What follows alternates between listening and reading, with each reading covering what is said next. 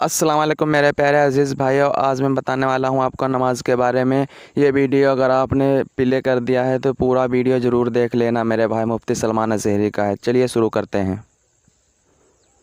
میں کہہ رہا ہوں مسئلہ یہ ہے، عشاء کی نماز قضا ہو گئی۔ قضا پڑھنے کے لیے آپ کو کرنا کیا ہے؟ 17 رکعت پوری قضا نہیں پڑھیں گے آپ۔ اب وہ مسئلہ میں بہت باریکی سے بتا رہا ہوں، میرے ٹاپک سے ریلیٹڈ ہے، اس لیے عشاء کی نماز تمہاری چھوٹ گئی، عشاء کی نماز چھوٹ گئی، جی حضرت، قضا ہو گئی، یہ گناہ ہے، اور لوگوں کے سامنے آ کر کے بتا کر کے اس کی قضا پڑھو گے تو اظہار گناہ۔ اللہ اللہ، تم نے سب کو بتایا کہ میری نماز چھوٹی تھی، تو گناہ کرنا ایک الگ مسئلہ ہے اور گناہ کا اظہار کرنا اور بڑا گناہ ہے۔ جی تم اگر قضا کر رہے ہو تو چھپ کر کے، ہاں اپنی نفل نمازوں کے درمیان، سنت نمازوں کے درمیان اگر قضا پڑھ رہے ہو تو کوئی حرج نہیں، پڑھ سکتے ہو۔ اب یہاں مسئلہ ایسا ہے کہ ہم سب ایک ہی حمام میں ہیں، یعنی سب کی قضا ہے، اس کی بھی، اس کی بھی، اس کی بھی، اس کی بھی، سب ایک دوسرے کو دیکھ رہے ہیں، اسی لیے مسئلہ خراب نہیں۔ بزرگان دین پہلے اس پر بہت تنبیہ کرتے تھے، اگر کوئی ایک بندہ قضا نمازیں سب کو دکھا کے پڑھ رہا ہے تو سارے لوگ اسے گرفتار کر لیتے، پکڑتے ہیں جی، کہ تو ایک گناہ کیا اور سب کو آ کر مسجد میں بتا رہا ہے۔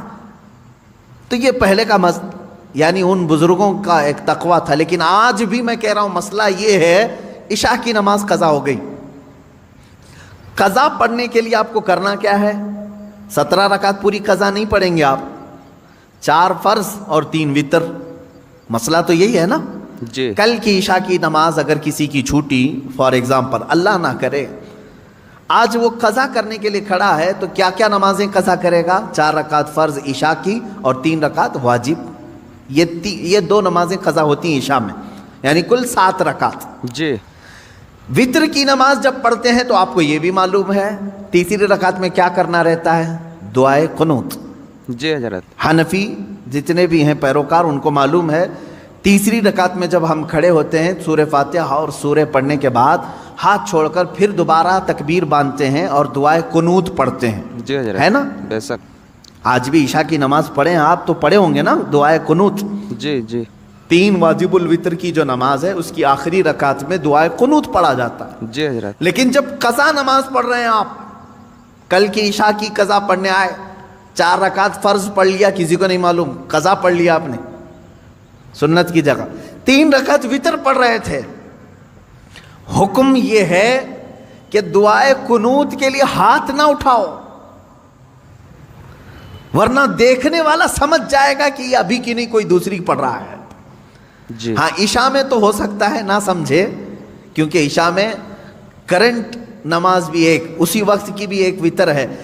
ظہر کے وقت اگر کوئی عشاء کی قضا کر رہا تھا تو ظاہر سی بات ہے تیسری رکعت میں جب وہ کھڑا ہو کر کے ہاتھ اٹھائے گا تو جو دیکھے گا وہ سمجھ جائے گا کہ یہ وتر ظہر میں کیوں پڑھ رہا ہے، جی حضرت، وتر ظہر میں کیوں پڑھ رہا ہے۔ تو گویا کہ تم نے سب کو اپنے گناہ کا گواہ بنایا، کل کی تمہاری کچھ چھوٹی تھی وہ آج آ کے پڑھ رہے ہو۔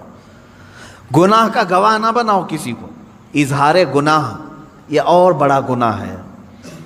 یہ مسئلہ آپ نے سمجھ لیا ہوگا۔ اب اندازہ کرو ایک چھوٹی ہوئی نماز کو بندہ جب ادا کرنے آ رہا ہے تب شریعت نے اتنا حکم دیا ہے کہ چھپ کر کے کرو، ان لوگوں کا کیا انجام ہوگا جو فحش کلامی علل اعلان کرتے ہیں، رات کو زنا ہو گیا ہے فلاں کے ساتھ، فلاں ہو گیا ہے، اس کو مزے لے کر کے بیان کرتے ہیں، ان کا کیا انجام ہوگا۔ اللہ اللہ، میاں یہاں نماز کی قضا کے لیے بھی شریعت نے کہا ہے کہ اس طرح پڑھو کہ لوگوں کو خبر نہ ہو، اور لوگوں کی جو برائیاں بیان کرتا ہے کٹوں پہ بیٹھ کر کے، اس کا کیا انجام ہے۔